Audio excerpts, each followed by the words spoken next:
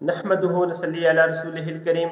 जब अल्लाह ताला किसी बंदे को फौरन सजा नहीं देता तो इसे ऐसे अमाल में मुब्तला कर देता है जो अंजाम के एतबार से हलाकत खेज होते हैं। हलाकत हमेशा गुनाह से नहीं आती, कभी कभी इल्म, नेकी और अच्छी सोबत के बावजूद आ जाती है। ये बात याद रखें, जब अल्लाह ताला किसी बंदे को हलाकत की तरफ जाने देता है तो इसे तीन चीज़ों में मुब्तला कर देता है। नंबर एक, इसे इल्म देता है मगर अमल की तौफीक छीन लेता है।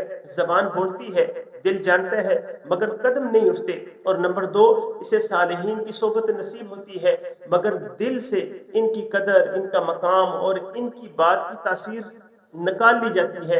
आंखें देखती हैं मगर दिल मुतासर नहीं होता। नंबर तीन, इसे नेक काम के मौके तो दिए जाते हैं मगर इखलास छीन लिया जाता है।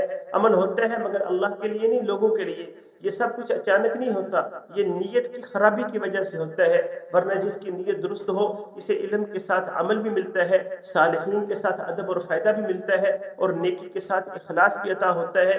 दुआ यही है कि अल्लाह हमें इल्म देकर बेअमल न करना, नेकी देकर बेइखलास न करना और सालिहीन की सोबत देकर बेअदब न करना। अस्सलामु अलैकुम।